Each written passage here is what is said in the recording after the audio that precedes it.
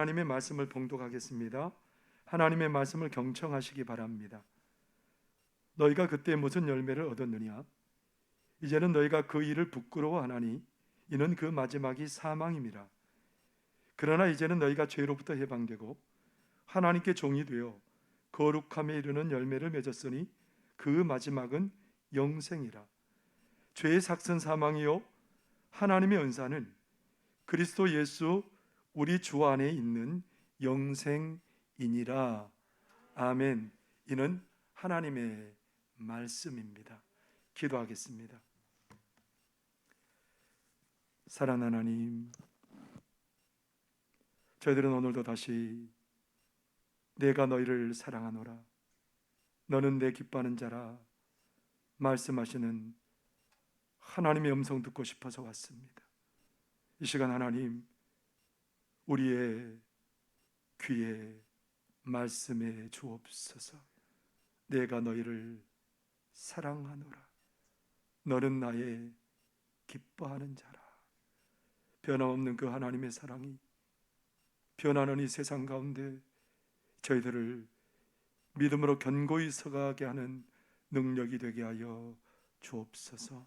이 시간도 말씀으로 저희의 심령에 채우시고 하나님의 사랑으로 심령에 채우시고 하늘의 권능과 지혜로 우리의 비고 빈 심령마다 가득하게 채워 주옵소서. 치료 역사가 일어나게 하여 주시고 회복의 은혜가 일어나도록 하나님 도와 주옵소서. 예수님 이름으로 기도하옵나이다. 아멘. 오늘도 우리 하나님의 은혜를 사모함에 나온 사랑하는 우리 성도님들에게 하늘의 능력과 기쁨과 평강이 가득하기를 바랍니다. 하나님 우리를 사랑하십니다. 하나님은 지금도 우리를 위해서 일하고 계십니다.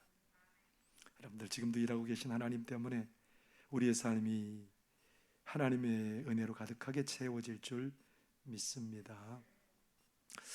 초등학교 저학년 때 묘지를 이장하는 광경을 보게 되었습니다. 묘지를 이장하면 유골을 이렇게 이제 판에서 하나하나 이렇게 맞추어 가는데요. 저희 집안의 할머니셨습니다. 그런데 치아가 굉장히 가지런하게 정말 건강한 치아셨습니다. 치아가 그렇게 좋다라는 얘기는 건강하게 살 수 있는 좋은 조건이라는 얘기지요. 그런데 이분이 오래 살지 못했어요. 젊어서 돌아가셨습니다. 요즘은 그렇지 않지만 그때 시대만 해도 환갑을 맞이하면 동네에서 큰 잔치를 했습니다. 오래 살았다고. 근데 요즘 환갑 맞이하면 어때요? 그냥 그런가 보다. 환갑 맞이한 건 그냥 우리가 뭐 행사에도 치지 않잖아요. 칠순 맞이하면 그때서야 가족들끼리 모여서 조촐하게 축하도 하고 의미 있는 시간을 갖지요. 요즘 우리나라 평균 수명이 85세 정도 된답니다. 좀 넘었죠. 지금 이제 사람들이 말하는 건 뭐예요? 100세 시대, 100세 시대. 사람들이 100세를 살아가는 게 별로 이상하지 않다라고 생각하는 시대가 도래했습니다. 사람들은 그처럼 계속해서 어떻게 건강하게 살까? 어떻게 오래오래 정말 행복하게 살까? 이게 사람들의 초점입니다. 그런데 여러분, 정말 그렇게 사람들이 원한다고 그렇게 되던가요? 제가 신학교 다닐 때 다른 학과 학생 동생이 백혈병에 걸렸습니다. 백혈병에 걸리면 혈소판만 혈액에서 추출해내서 그렇게 받아 아이에게 투여를 합니다. 저도 이제 그 아이에게 뭔가 도움을 주려고 병원에 갔습니다. 병원에 갔더니 제 여기에 그 혈관에 주사를 꽂더니 계속해서 제 혈관에서 피가 막 나가는 거예요. 피가 나가서 어떤 기계에 들어가는데 거기에 기계를 거쳐서 혈액이 다시 저 혈관에 쭉 이렇게 들어옵니다. 거기에 뭐가 들어가냐면 혈소판만 분리돼서 쭉 나오는데 나중에 보니까 노랗게 생긴 혈소판만 그렇게 모여 있는 것을 보게 되었습니다. 한 생명 살리려고 많은 학생들이 병원에 가가지고 그 혈소판을 분리하는 그 일에 동참을 하고 혈소판을 제공을 했죠. 왜 그렇게 한 겁니까? 사람 살리려고. 제 친구 목사님 어머님이 올해 91세가 되셨답니다. 91세가 됐는데 사람이 연세가 들면 제일 안 좋아지는 게 뭐냐면 뭐죠? 치아가 참 안 좋아져요. 이 치아는 그래서 치아가 건강하게 큰 복이라고 사람들은 여기고 살아가지요. 그런데 이 어머니도 치아가 안 좋으신 거예요. 91세가 됐으니까 치아가 안 좋으니까 잘 드시지도 못하고 그래서 어떻게 했을까요? 그 목사님이 어머니는 수술 안 한다고 그런데 어떻게 하냐면 어머니를 모시고 가서 억지로 여기에다가 심는 거 있죠. 그걸 뭐라고 말하냐면 임플란트를 해서 이제 몇 달 동안 고생을 했는데 이 목사님 하는 말이 뭐냐면 어머니 한 달이라도 잘 드시고 편하게 사셔야죠. 그래서 억지로 시켰답니다. 근데 그것을 해주기를 참 잘했답니다. 그 목사님 하시는 말씀이 사람이 90이 넘어가니까 어제가 다르고 오늘이 다르더랍니다. 여러분 91세 살았으면 뭐라 그래야 돼요? 축하할 일이고 감사할 일이잖아요. 91세 됐으면. 근데 축하하고 감사하는 것보다는 오히려 우리의 마음에는 아쉬움이 났습니다. 좀 더 맑은 정신으로 좀 더 건강하게 살면 얼마나 좋을까. 여러분 우리는 늘 이 풍성한 생명력 가운데 살기를 원하지만 우리 인생들은 자꾸 한계에 갇히는 게 우리 인생들입니다. 자꾸 벽에 부딪혀요. 도대체 왜 그럴까요? 왜 우리가 자꾸 인생이 더 한계를 더 풍성하게 하고 무한하게 살고 행복하게 살기를 원하는데 자꾸 한계에 부딪히는 게 우리 인생입니다. 왜 그럴까요? 우리 인생이 왜 한계에 부딪힐까요? 우리 인생은 죄 때문에 하나님과 분리되어서 무한하신 하나님께로부터 뽑혀져 버렸기 때문에 우리 인생이 그럴 수밖에 없다는 겁니다. 아담과 하와가 부족함이 없이 살잖아요. 근데 하나님께서 명령한 그 명령을 어기고 선악을 알게 하는 나무의 열매를 따먹어 버립니다. 죄를 지었습니다. 그래서 하나님께서 그들을 어떻게 해요? 에덴 동산에서 쫓아버립니다. 그리고 그들에게 죽음이 찾아오게 되죠. 아담과 하와가 그렇게 죄를 지어서 이제 사람의 인생은 하나님께로부터 뽑혀져 나가버렸습니다. 하나님께로부터 점점 멀어진 인생들은 점점 죄와 가까워지고 죄에 이끌려 살게 되었어요.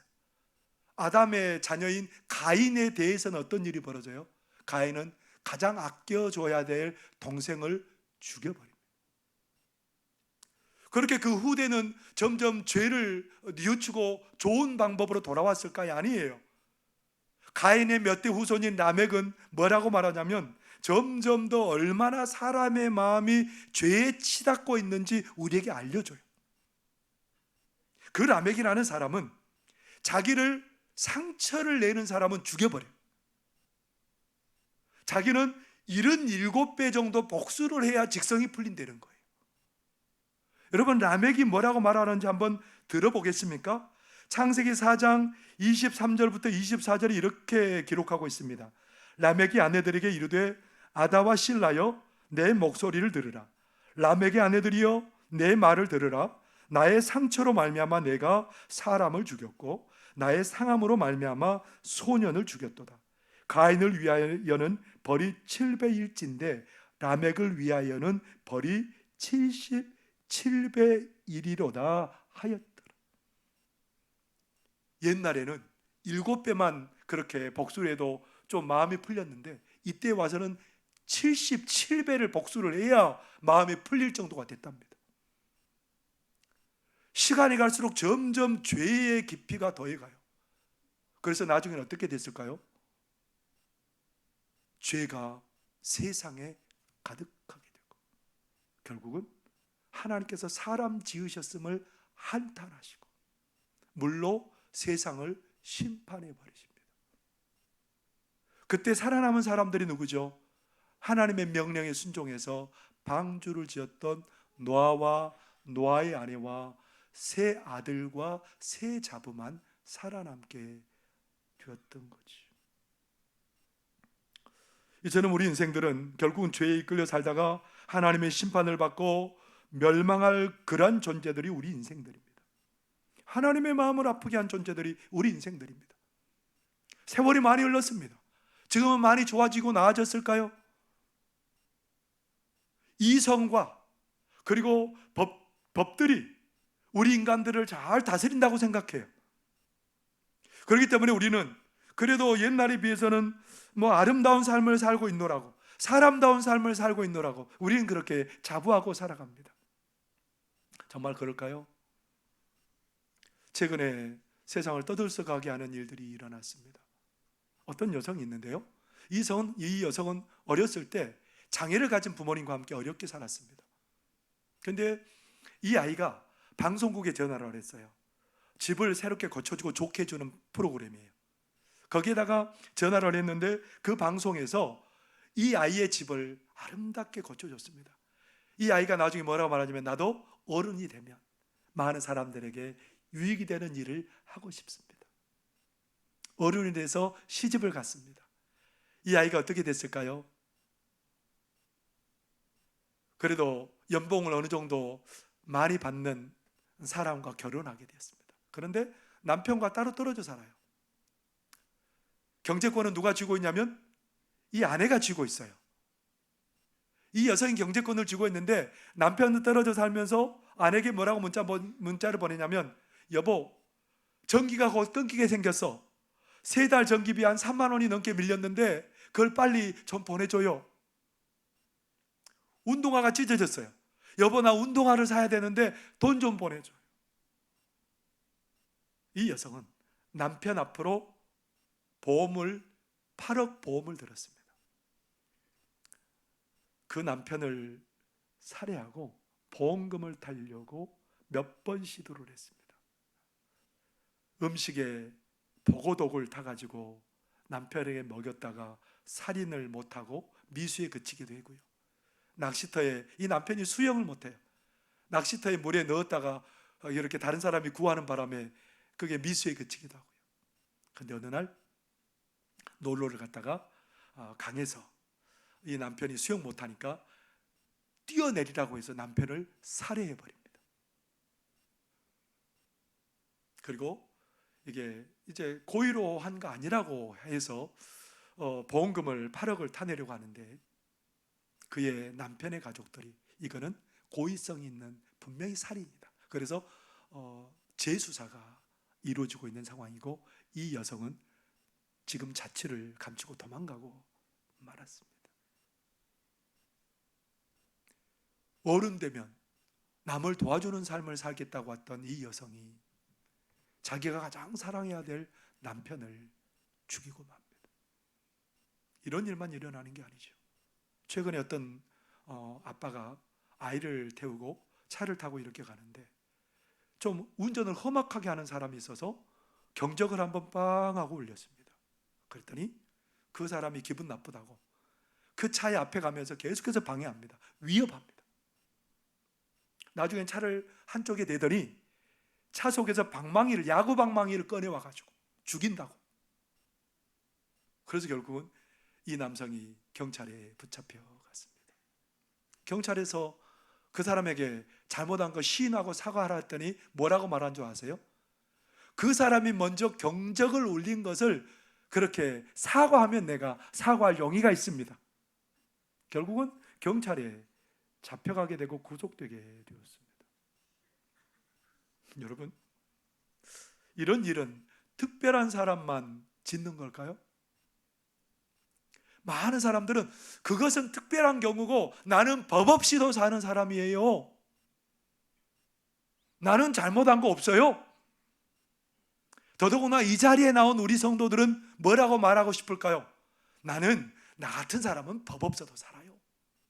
내가 남의 것을 도둑질해 봤어요. 내가 남을 때려서 상처를 입혀 봤어요. 나는 그런 사람이 아니에요. 특별한 사람만 죄를 짓는 거죠.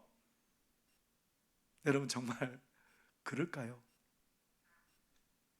아니래요. 여러분 정말 하나님께서는 사도 바울을 통해서 우리에게 분명히 아니라고 얘기해줘요. 사도 바울을 통해서 로마에 있는 그리스도인들에게 편지를 하게 되는데 사도 바울을 통해서 뭐라고 말하냐면 하나님께서 우리에게 하나님을 믿고 잘 섬기도록 하기 위해서 천지를 지으시고 그것을 보여주셨어요.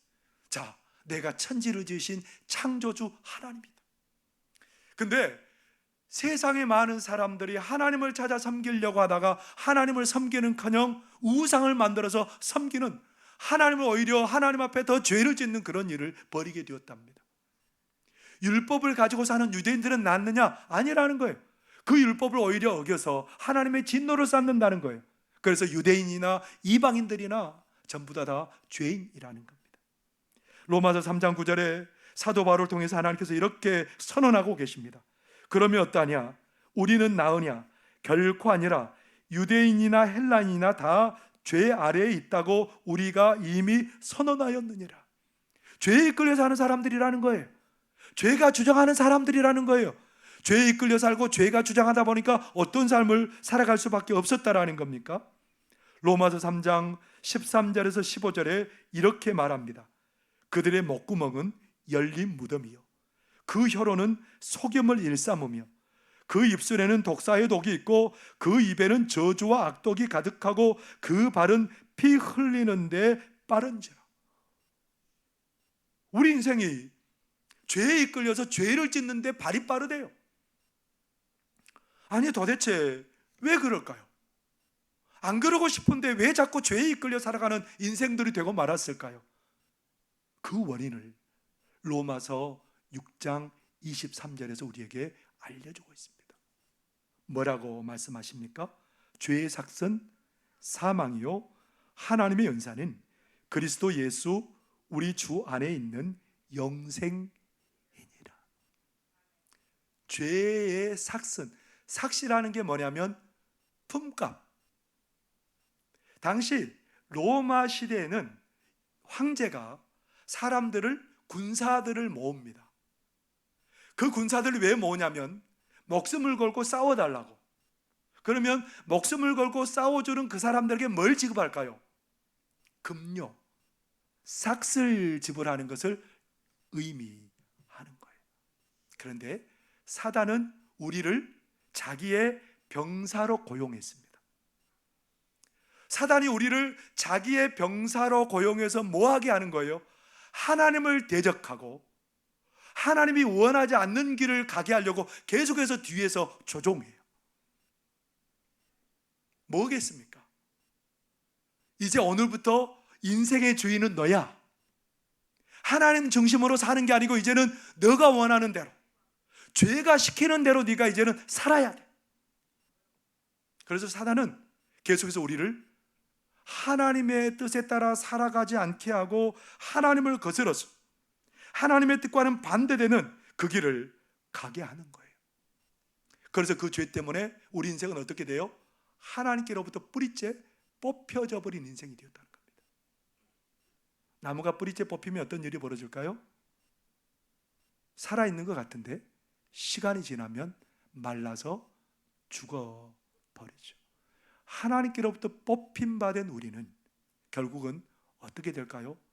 사단이 주는 품삯에 따라서 사망에 이르게 된다는 겁니다.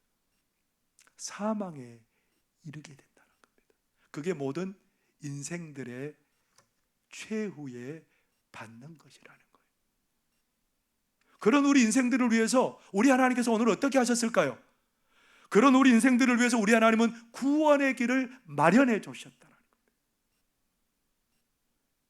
로마서 6장 23절에 보면 우리가 읽은 대로 뭐라고 말해요? 하나님의 은사는, 하나님의 은사가 뭘까요? 값없이 주는 게 은사예요. 로마 황제가 그 군사들을 불러서 이렇게 싸울 때 돈을 지불해 줘요. 근데 로마 황제의 생일이나 특별한 날에는 뭔가 나라를 위해서 일하지 않아도 선물을 줘요. 그게 돈일 수도 있고 금일 수도 있고 다른 것일 수도 있어요. 그러니까 이걸 보고 뭐라고 말하냐면 은사, 대가 없이 주는 선물, 이런 의미예요. 그런데 우리 하나님이 우리에게 대가 없이 주는 선물이 뭘까요? 하나님의 은사는 그리스도 예수 우리 주 안에 있는 영생이니라. 예수 안에 있는 영생을 선물로 준다는 겁니다. 영생, 그러니까 올해 유독히 많이 듣는 단어가 영생이죠. 우리 교회 표어가 뭐예요? 영생을 누리며 사는 그리스도인이 되자. 아니, 그래서 이 얘기 우리 자주 들었습니다. 근데 영생이 뭘까요? 영생이 뭘까요? 안 죽고 오래오래 사는 게 영생일까요? 아니, 안 죽고 오래 살면 좋잖아요. 근데 지옥 간 사람들도 안 죽고 오래 살아요. 안 죽어요, 거기도. 그것도 영생일까요?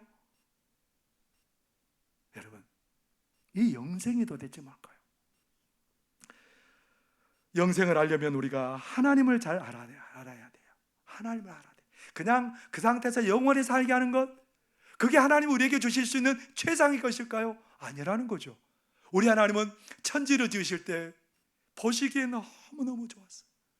아무런 부족함이 없어요. 아담과 하와를 지으셨는데 너무너무 행복해요. 부족함이 하나도 없어요. 털끝만큼도 없어요. 하나님 우리를 그렇게 복된 환경 가운데 살아가기를 원하세요. 근데 죄를 지었어요. 하나님의 명령 어겼습니다. 그래서 그들은 벗은 줄 알고 부끄러워서 무화과나무 잎으로 치마를 해서 입었습니다. 금방 말려 올라가 버리죠. 그래서 하나님께서 어떻게 했을까요? 짐승의 가죽으로 옷을 지어 입히셨습니다. 하나님이 죄를 범했지만 그들까지도 아끼시고 소중히 여기시고 사랑하셨던 분이 우리 하나님입니다. 그러면 우리 하나님은 단지 우리가 오래 사는 것만 허락하시기를 원할까요? 우리 하나님은 그런 우리들, 죄로 말미암아 사망에 이를 수밖에 없는 우리들에게 누구를 주세요? 예수님을 주시고 예수님을 십자가에 죽게 하셔서 대가를 치러버리신 거예요. 예수님이 대신 죽으셔서 사망의 대가를 지불해 버리신 거예요. 그래서 우리는 어떻게 됐어요? 하나님께 다시 심겨지게 되었다는 겁니다. 그래서 영생을 얻게 되었다는데, 이 영생은 뭐냐면 오는 세대의 삶, 오는 세, 하나님의 삶, 하나님이 다스리는 삶, 하나님 나라의 삶. 하나님 나라에는 뭐가 있을까요? 없는 게 없죠. 지혜와 권능과 능력과 전능과 전지하심과 풍성한 사랑과 잔치의 기쁨, 이 모든 게 어느 것 하나도 부족함 없이 없는 것이 하나님이 다스리는 그 나라예요. 거기에서 삶을 살게 하시겠다라는 거예요. 그 부유와 풍성을 누리며 살게 하시겠다라는 거예요. 이게 영생이에요. 예수님을 믿고 우리가 누구가 되었어요? 하나님의 자녀가 되었습니다. 하나님의 자녀가 되면 하나님 안에 있는 모든 것을 다 누리게 돼요. 누릴 뿐만 아니라 그것을 상속으로 받게 돼요. 여러분, 하나님께서는 우리에게 이 놀라운 복과 은혜를 주셨다라는 겁니다. 이게 영생이에요. 오래 사는 게 아니에요. 영생은 신적인 생명, 하나님의 영광, 그 모든 것을 다 누리는 게 영생이라는 겁니다. 왜 그 일이 일어났다고요? 예수님을 통해서 대가를 치러버리셨어요. 예수님께서 십자가에 죽으심으로 말미암아 사망의 대가를 치러버리셨습니다. 그래서 성경은 계속해서 이 사실들을 우리에게 보여줘요. 구약의 제사를 드릴 때 어떻게 제사를 드렸을까요? 제사를 드린 사람이 짐승을 끌어와서 그 짐승에게 뭐예요? 손을 얹습니다. 안수를 합니다. 손을 얹을 때 그 짐승에게 뭐가 다 전가돼요? 내가 가진 모든 죄와 허물, 이 모든 게 다 짐승에게 전가가 돼요. 그리고 이 짐승을 어떻게 할까요? 죽여서 피를 흘려서 다 태워서 하나님께 드리는 거예요. 그러면 그 제사를 드리는 사람은 하나님과의 관계가 회복돼요. 의롭다함을 얻게 돼요. 이게 누구를 보여주는 거예요? 예수님을 보여주는 거예요. 예수님 때문에 우리는 의롭게 되고, 우린 죄에서 해방되고, 그런 놀라운 하나님의 사람들이 된 줄 믿습니다. 이제는 오늘 보세요. 성경 말씀 21절부터 23절까지 뭐가 계속해서 교차돼서 나와요? 사망, 생명, 사망, 영생. 보세요 여러분, 21절 마지막 부분에 그 마지막이 사망이라, 그런 마지막에 사망인 우리 인생을 예수님을 통해서 어떻게 만들어 주셨어요? 영생을 누리게 하고, 죄의 삭신 사망 때문에 우리가 죽을 수밖에 없었는데 예수님을 통해서 우리를 영생을 누리게 하시는 그런 놀라운 은혜복을 누리는 사람들이 되었다는 거예요. 누가요? 예수님께서 대가를 전부 지불해 주심으로 그런 복을 누리게 되었다는 겁니다. 그 대가가 얼마나 고통스럽고 치욕적이고 치열한 건지. 여러분, 우리는 십자가 하니까 그냥 그런가 보다라고 생각하지만 아니라는 거지. 연세대학교 고층 아카데미 교수를 지냈던, 지금도 겸임 교수로 계시는 서우경 씨가 있습니다. 여자분이세요. 이분은 불교에 굉장히 심취한 사람입니다. 학교도 어디를 다녔냐면 동국대학교 대학원, 동국대학교가 불교재단이거든요. 근데 그곳에서 대학원에서 이제 논문을 쓰면서, 석사 논문을 쓰면서 어떤 제목으로 논문을 썼냐면 불교 입장에서 본 태아의 생명에 대해서 논문을 썼습니다. 얼마나 공부를 잘하고 논문을 잘 썼는지 우수 논문상을 받을 정도로 탁월한 논문을 썼습니다. 그런데 이 사람이 이제 논문도 다 마치고 집에 돌아와서 부엌에서 설거지를 하고 있는데 난데없이 성탄 찬송이 입에서 나오는 거예요. 교회도 안 다닌 사람이 기쁘다 구주 오셨네 만백성 맞으라. 아니 세상에 예수도 안 믿고 그런 사람이 느닷없이 기쁘다 구주 오셨네가 입에서 나오는 거예요. 고요한 밤 거룩한 밤이 입에서 찬송이 되는 거예요. 아이고 내가 이상하다. 그래서 이상해진 그 아내에게 남편이 친정에 가서 좀 쉬고 오라. 친정에 갔습니다. 친정에 갔는데요, 벽에 달려있는 그 달력에 초정화가 있는데 그 달력에 뭐가 비춰져 보이냐면 십자가를 지시고 고난당하시는 예수님이 뚜렷하게 보이는 거예요. 눈을 씻고 또 봐도 보여요. 예수님께서 눈물을 흘리시는데 피눈물을 흘리고 계시고 너무 고통 가운데 있는 그 예수님이 보이는 거예요. 그래서 이 서우경 씨가 그 앞에 무릎을 꿇고 예수님 지신 십자가가 너무너무 힘들어 보입니다. 하나님, 저도 그 십자가 함께 지겠습니다. 무릎 꿇고 손을 모으고 너무너무 고통스러워 보니까 나도 그 십자가 좀 함께 지겠습니다. 어떤 일이 벌어진 줄 아세요? 그때부터 엄청난 고난이 다가옵니다. 1초도, 일주일 동안 1분 1초도 못 잤답니다. 너무너무 고통스러워서. 3년 동안이나 계속해서 그런 고통이 있었고, 그 가운데 교회를 나가게 되었고, 이제 나중에 오산리에 있는, 여기 오산리 말고 경기도 오산리에 있는 최자실 금식기도원이 있죠. 거기 가서 이제 집회에 참석하고 기도하는데, 옛날에 배우셨다가 목사님이 되신 문호장 목사님이 그때 강사로 오셨는데, 그 문호장 목사님이 강사로 말씀을 전합니다. 모리아산에 이삭을 번제로 드리는 그 장면을 설교하는데 갑자기 이 목사님이 말씀을 전하다 말고 새벽에 받은 그런 하나님의 음성이라고 말하면서 뭘 얘기를 하냐면, 이 중에 7년 동안 아이를 갖지 못한 여성이 있는데 하나님께서 그 태문을 열어주신다. 이 서우경 교수가 26살에 결혼해서 2번 유산하고 아이를 못 가졌거든요. 근데 그 기도원에 갔는데 그렇게 얘기하는 거예요. 자기 얘기를 하는 거예요. 하나님이 태문을 여시고 아이를 주실 거라. 믿어지고 기도가 나오면서 거기서 놀라운 은혜를 경험하게 됩니다. 그러면서 이 여인은, 이 서우경 교수는 치료를 받아요. 회복이 돼요. 그리고 하나님의 명령대로 연세대학교 신학과로 들어갔습니다.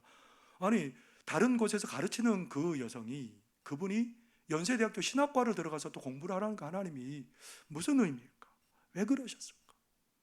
근데 그 당시 연세대학교에 코칭 아카데미가 생기고 거기에 교수로 지원을 하라 그래서 교수로 지원을 해서 거기에서 몇 년 동안, 8년 동안인가 그렇게 섬기게 되었답니다. 서우경 교수가 예수님의 그 고난을 통해서 예수자도 못 들어본 그 사람이 예수님을 믿게 되고요, 그의 가족들이 예수님을 믿게 되는 그런 놀라운 역사가 일어나게 되었습니다. 그냥 예수님 믿게 하면 되잖아요. 근데 왜 하나님께서 그렇게 처절한 고통과 괴로움을 당하게 하셨을까? 내가 십자가를 통해서 대가를 지불하셨다라는 겁니다. 1분 2초도 건들 수 없는 그 고통을 통해서 우리 주님은 우리를 새로운 삶으로 이끌어 주시고 생명과 구원의 길로 이끌어 주셨다라는 겁니다. 십자가는 그냥 십자가가 아니에요. 1초도 견디기 어려운 그 십자가, 우리 주님 예수님께서 오전 9시 십자가에 달리십니다. 1분 1초도 견디기 어려운 그 십자가에서 우리 주님 고난을 당하시고 오후 3시까지 그 고통 가운데 계시다가 우리 주님 그렇게 숨이 지십니다. 누구를 위해서 고통을 당하셨을까요? 나를 위해서. 대가를 치르시고 나를 살리기 위해서 우리 주님이 그 고통 가운데 들어가셨다라는 겁니다. 이명수 목사님은 하나님과 함께하는 여정이라는 책을 통해서 이렇게 쓰고 있습니다. 여러분 잘 보세요. 십자가에서 우리는 하나님을 만나고 나 자신을 만나고 진정한 의미의 새로운 삶을 시작하게 됩니다. 예수님은 우리에게 그 희망의 문을 열어주시기 위해 십자가를 지셨습니다. 파멸 외에 선택의 여지가 없는 우리 운명의 짐을 대신 지셨습니다. 우리가 십자가에서 만나는 나는 하나님에 의해 용서받은 나, 하나님에 의해 하나님께 받아들여진 나, 하나님에 의해 하나님과 화해한 나, 하나님의 선하신 일을 위해 부름받은 나입니다. 십자가 그늘 밑에 있는 용서와 화해, 쉼으로 들어오십시오. 거기서 새로운 삶이 시작됩니다. 여러분, 우리의 숙명은 뭐라는 겁니까? 파멸 외에는 선택의 여지가 없는 우리의 운명, 그것을 누가 바꾸십니까? 예수님께서 십자가에서 대가를 다 치러주심으로 우리를 새로운 삶, 하나님의 삶, 신적인 삶, 영생의 삶, 부족함이 없는 삶으로 우리를 들어가게 하신 줄 믿습니다. 십자가가 우리를 그 길로 인도하신다라는 겁니다. 사랑하는 성도 여러분, 우리 하나님이 예수님을 통해서 대가를 치러주셔서 십자가를 통해서 새로운 삶이 이제는 열리게 되었습니다. 십자가를 통해서 은혜의 문이 활짝 열리게 되었습니다. 회복의 문이 활짝 열리게 되었습니다. 하나님의 부유와 풍성에 참여하고 그것들을 상속받는 삶으로 우리를 이끌어 주셨습니다. 여러분, 단지 영생이 아니에요. 머리카락 하나만큼도 부족함이 없는 그 삶으로 우리를 이끌어 주신 줄 믿습니다. 여러분은 이미 그 세계에 들어간 사람들, 이 영생을 누리고 십자가로 인해서 예수님으로 인해서 이 영생과 복을 마음껏 누리고 살아가는 그런 저와 여러분의 삶이 되시기를 바랍니다. 기도하겠습니다. 사랑하신 하나님 아버지, 무엇으로 다 감사할 수 있겠습니까? 파멸이 예정된 우리 인생들에게 오셔서 대가를 지불하심으로 우리를 조금도 부족함이 없는 영생의 삶으로 이끌어 주셨사오니 감사합니다. 하나님, 십자가를 바라볼 때마다 이 은혜가 가슴 깊이 느껴지게 하여 주시고 믿어지게 하여 주시고, 그래서 이 복된 삶을 활짝 열어 젖혀가는 저희들 되도록 도와 주옵소서. 예수님 이름으로 기도하옵나이다. 아멘.